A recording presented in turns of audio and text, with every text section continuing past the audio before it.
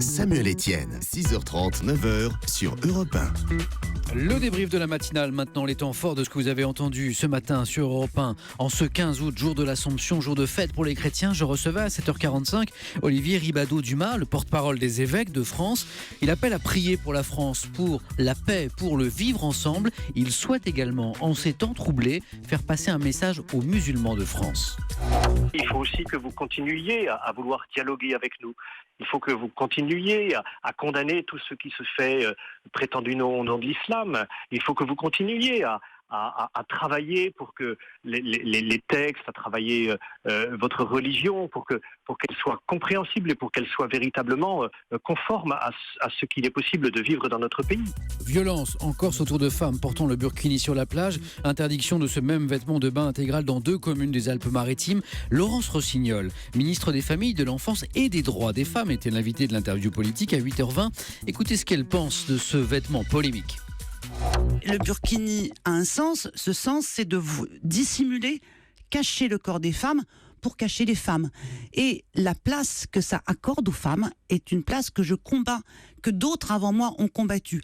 Et il y a quelque chose de profondément archaïque. Il n'y a rien de moderne dans le burkini, il n'y a rien de nouveau.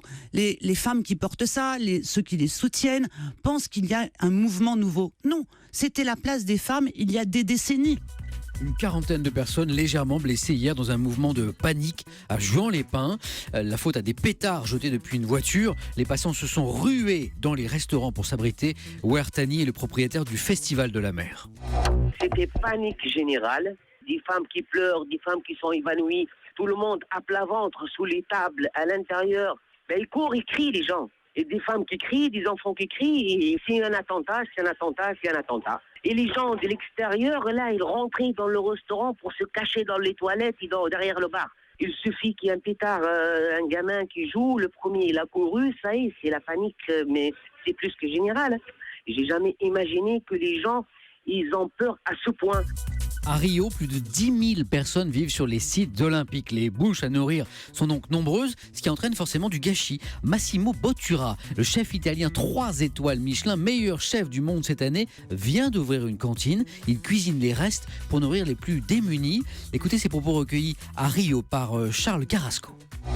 Je dois donner un peu de ce que j'ai eu. Ça, ce n'est pas un projet de charité, mais c'est un projet culturel. Et hier soir, beaucoup de personnes qui ont mangé ici l'ont dit « C'est la première fois dans ma vie qu'on m'a traité comme un prince. C'est fantastique, non ?» Quel bel accent italien. C'était le débrief de la matinale.